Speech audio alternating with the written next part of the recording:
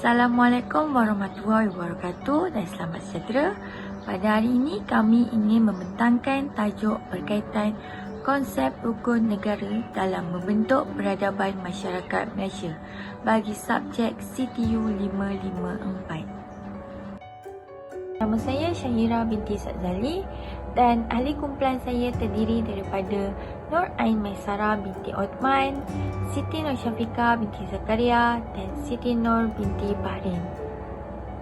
Bagi memulakan pembentangan pada hari ini, saya akan menjadi pembentang pertama. Jadi saya akan menerangkan berkaitan pengenalan rukun negara. Rukun negara bertujuan untuk menyemai nilai murni, nilai keagamaan dan sebagainya dalam kalangan masyarakat. Terdapat 5 rukun negara yang perlu kita tahu dan wajib kita ingat. Yang pertama, kepercayaan kepada Tuhan. Yang kedua, kesetiaan kepada raja dan negara. Yang ketiga, keluhuran perlembagaan. Dan yang keempat, kedaulatan undang-undang. Dan yang terakhir, kesopanan dan kesusilaan. 5 rukun negara ini mempunyai makna dan maksud yang tersendiri. Sebagai contoh, kepercayaan kepada Tuhan. Setiap kaum dan masyarakat di Malaysia mempunyai pelbagai agama. Seperti umat Islam, agamanya adalah agama Islam. Untuk Cina atau India adalah agama yang berlainan.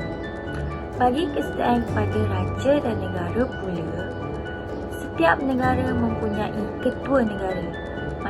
Seperti Malaysia mempunyai ketua negara yang di-Pertuan Agong. Jadi kita perlu setia kepada ketua negara.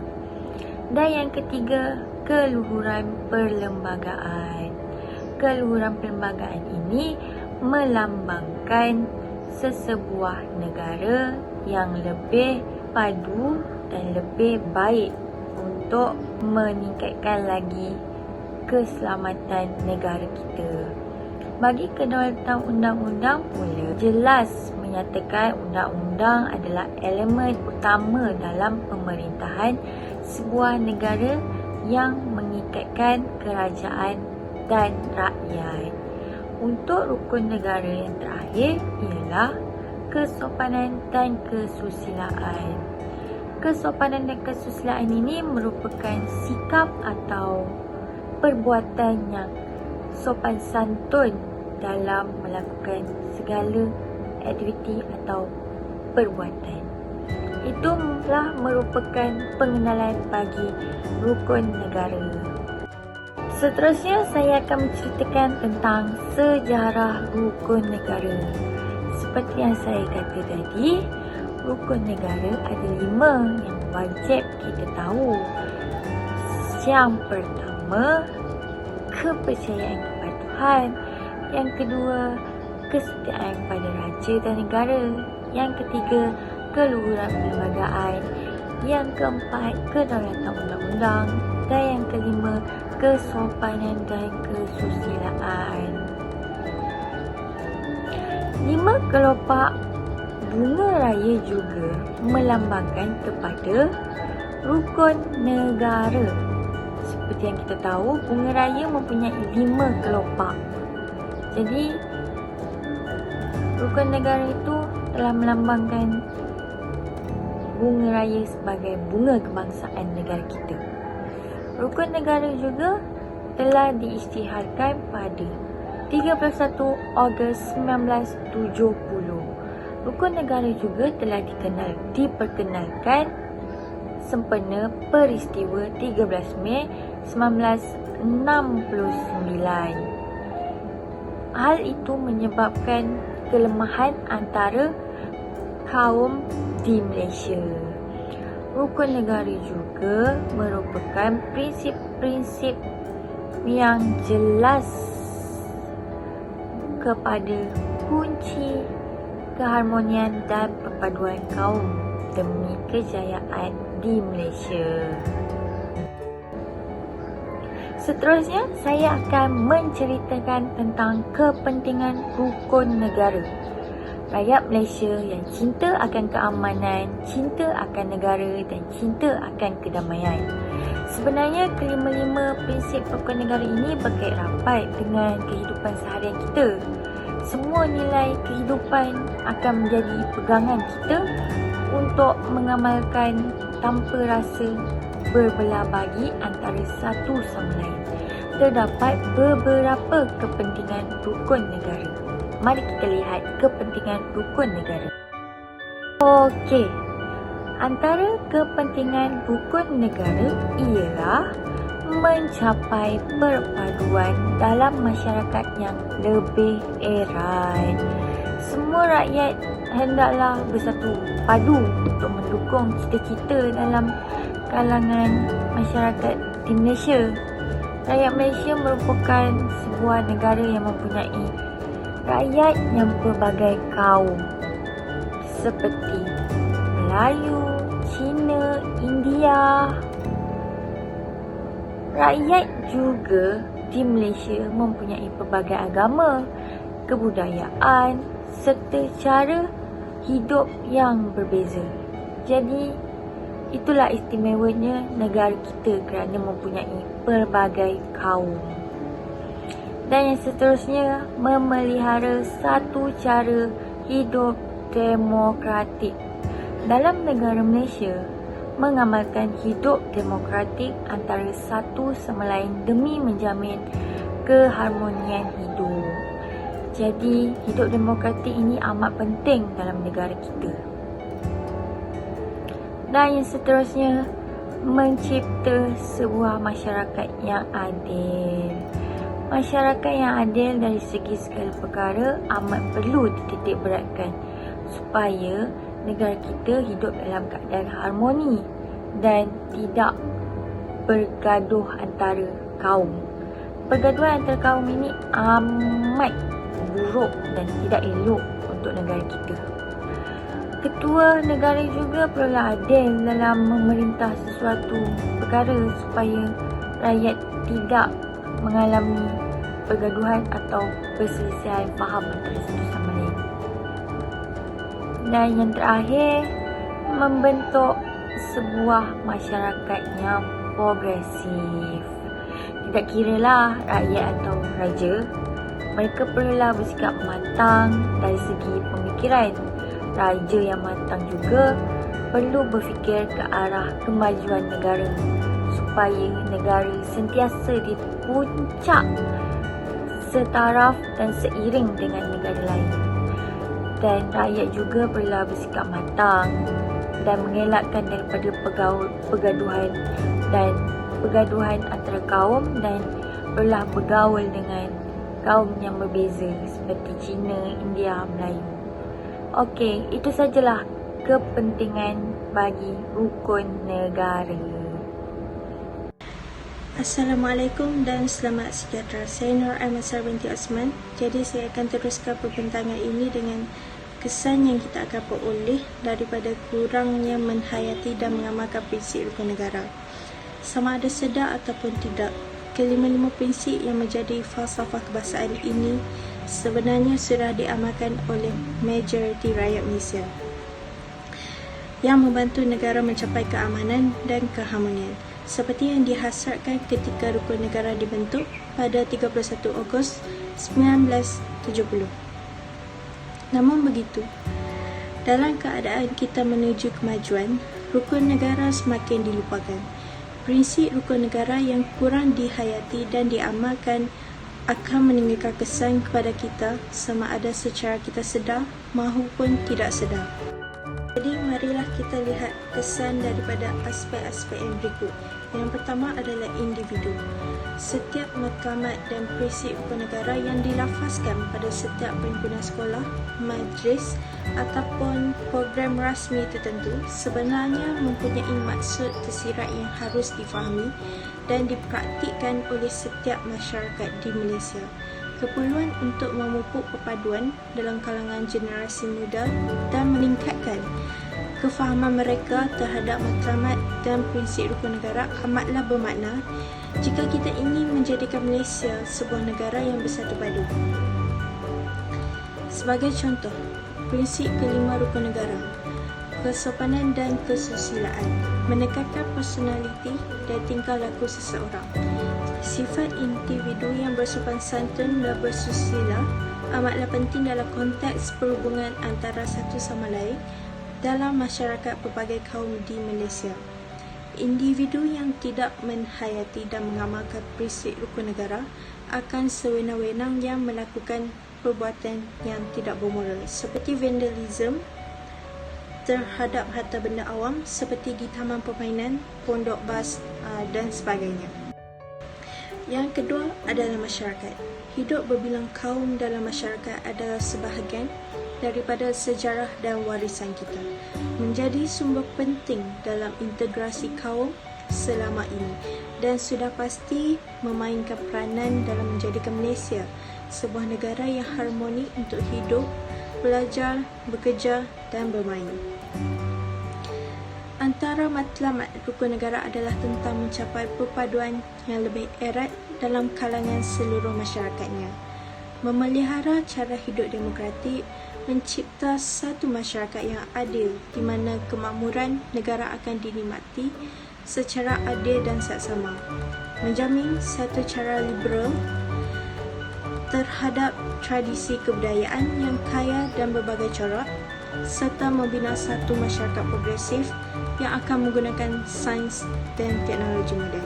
Seperti contoh, melihat kepada senario di negara kita pada hari ini, khususnya di semenanjung Malaysia, polarisasi kaum dan agama masih wujud walaupun kita sudah mencapai 6 dekad kemerdekaan.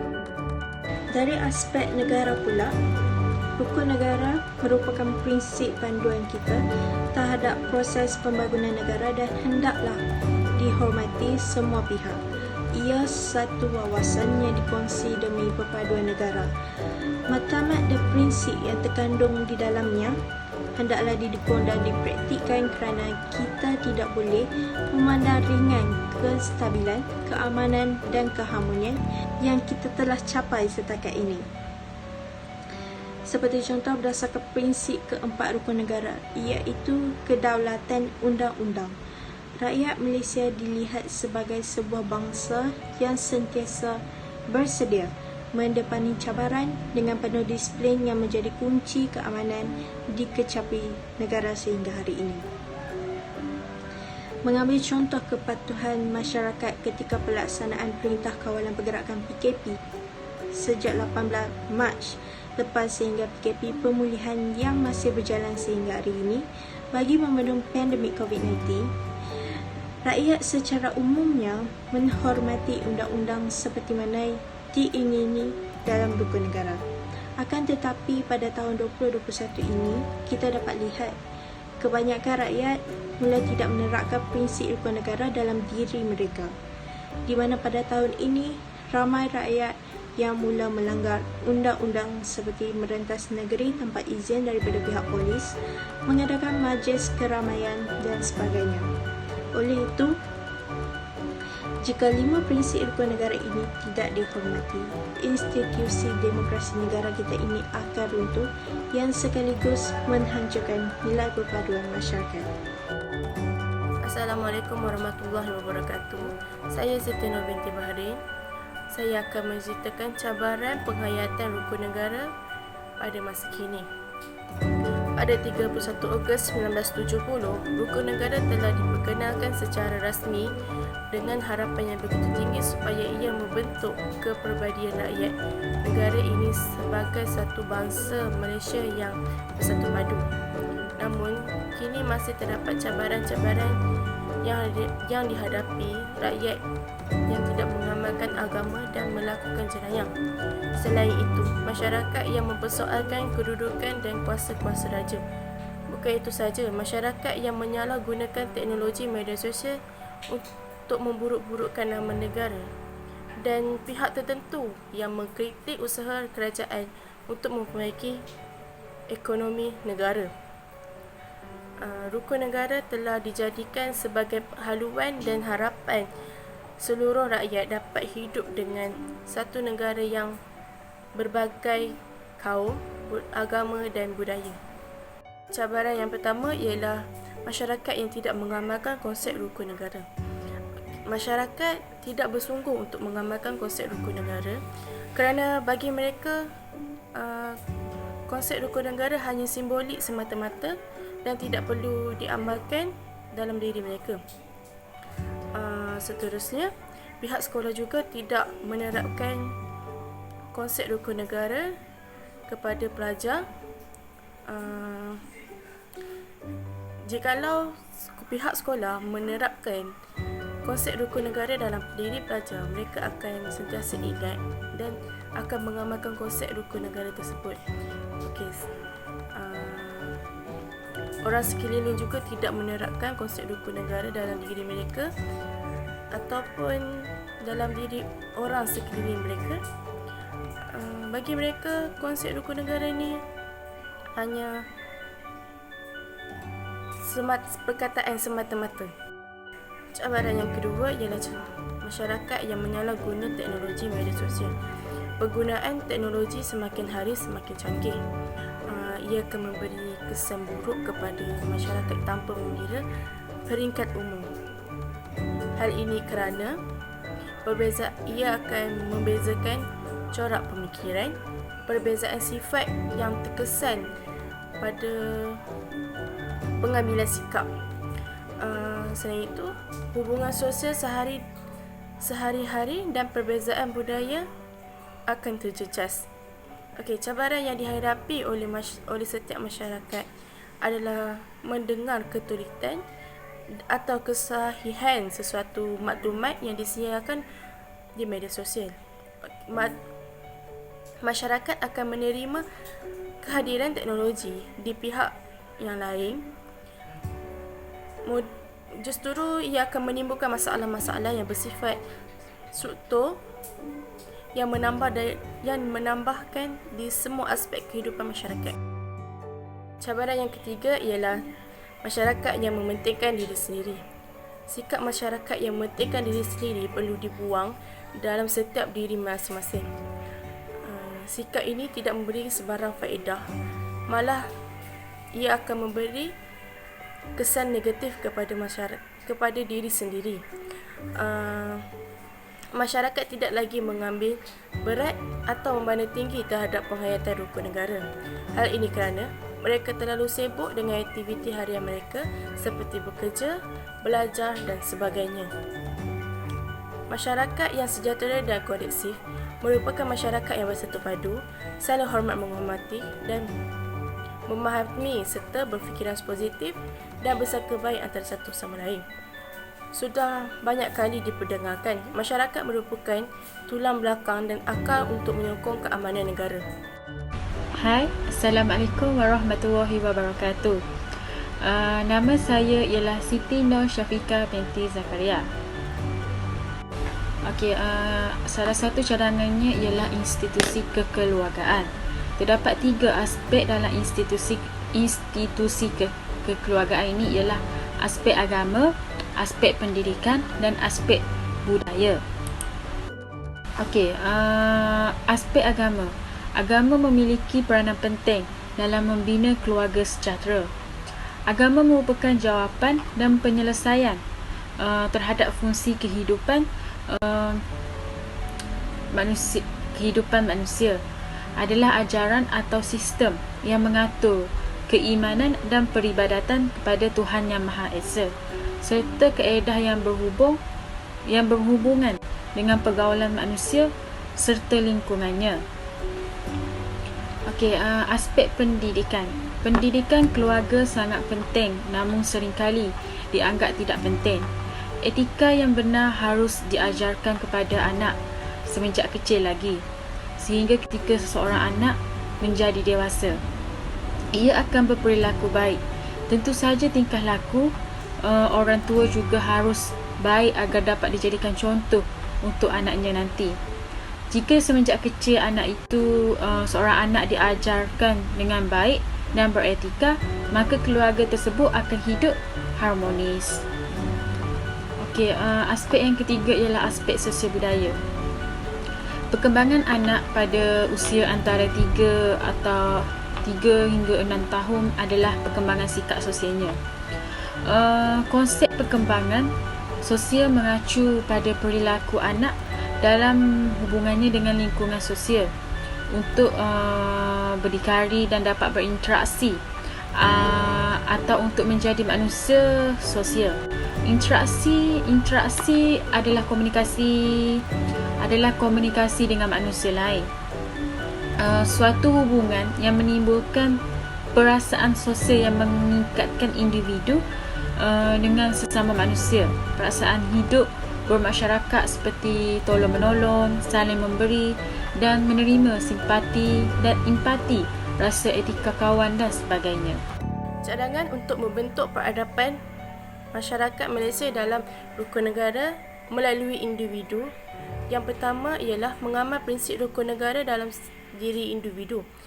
Rukun negara merupakan asas panduan kepada kehidupan rakyat dalam membentuk diri yang kukuh, dan ia terbukti menjadi kunci kepada keutuhan dalam setiap diri individu masyarakat di Malaysia. Rukun negara sangat penting kerana ia merupakan panduan kepada rakyat Malaysia agar membentuk sebuah masyarakat yang bersatu padu, menghormati dan mematuhi undang-undang. 5 prinsip rukun negara amat penting untuk memupuk semangat patriotik dalam diri individu. Cadangan yang kedua ialah memupuk nilai murni dalam diri individu. Nilai-nilai murni merupakan satu tanggapan yang berkenaan perkara-perkara yang dihajati, dan pada masa yang sama juga ia menjadi satu kriteria atau ukuran dalam diri masing-masing. Nilai-nilai murni merupakan suatu perkara yang biasa diasaskan kepada agama. Hal ini merupakan satu tujuan untuk semua agama membentuk kehidupan penganutnya untuk menjadi lebih baik dan berakhlak mulia dalam diri masing-masing. Dalam memupuk nilai murni, ibu bapa juga memainkan peranan penting untuk memupuk nilai-nilai murni dalam diri anak-anak. Sebagai contoh, menerapkan ajaran agama masing-masing dalam diri anak-anak. Dengan ini, mereka akan dapat mendekatkan diri mereka dengan Tuhan seperti bersembahyang dan mengikuti anutan agama masing-masing. Okey, selain itu cadangan ialah pihak berwajib. Okey, terdapat dua di sini, iaitu yang pertama ialah mengadakan kempen kesedaran setiap tahun. Masyarakat pada hari ini masih belum jelas tentang rukun negara dan mengapa pentingnya rukun negara untuk kita menghayatinya. Walaupun pembacaan ikrar rukun negara dibaca sejak peringkat sekolah rendah hingga peringkat menengah, namun ianya sekadar membaca tanpa menghayatinya. Ianya sekadar ibarat katak di bawah tempurung. Jika ditanya tentang rukun negara dan isu semasa, seolah-olah pemikiran mereka kosong serta jiwa mereka juga kosong kerana kurangnya penghayatan rukun negara. Okey, yang kedua ialah menganjurkan pelbagai kempen untuk membentuk peradaban masyarakat. Okey, pameran kebudayaan dan warisan masyarakat Malaysia ini dapat menyemai kesefahaman dalam kalangan rakyat berbilang kaum kerana mereka dapat mengenali dan menghayati budaya kaum lain dengan lebih lanjut, dengan lebih jelaslah. Okey, secara tidak langsung mereka juga boleh membentuk adab apabila berhadapan dengan orang yang berlainan kaum serta menghormati setiap agama yang ada di negara kita agar dapat membentuk peribadi yang baik dalam masyarakat. Kempen Cintai Bahasa Kita perlulah digiatkan untuk dengan lebih cergas lagi untuk memartabatkan lagi penggunaan bahasa kebangsaan iaitu bahasa Melayu. Okey, so di sini pihak berwajib haruslah bertanggungjawab untuk menyelesaikan setiap permasalahan yang berlaku dalam masyarakat Malaysia yang kurangnya penghayatan rukun negara. Kesimpulannya, pada pandangan saya, tidak perlu kita memperkenalkan rukun negara dalam perlembagaan persekutuan. Apa yang perlu kita lakukan sebagai rakyat, kita mesti mula menghayati aspirasi yang terkandung dalam rukun tersebut secara mendalam dan bukan setakat berlega pada prinsipnya sahaja.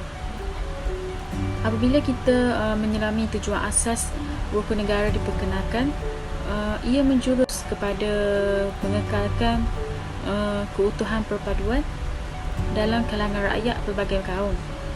Maka kita akan memahami bahawa kekuatan kita berakar umbi dalam pengertian sebenar perpaduan dalam kepelbagaian.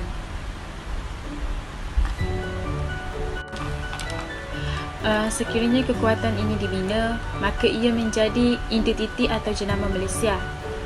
Kebetulan pula jati negara kita menekankan aspek bersekutu bertambah mutu yang menguatkan kepercayaan bahawa perpaduan kita adalah unik dan teramat nilai.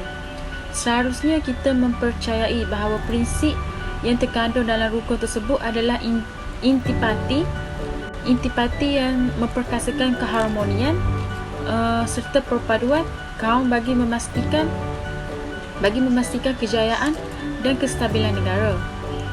Aspirasi rukun negara ini pula memantapkan dan mengetegahkan kekuatan dalam keazaman kita untuk memperhebatkan perpaduan ini. Marilah kita merenung sejenak dan mengimbas kembali ikrar kita yang dilafazkan pada 1970.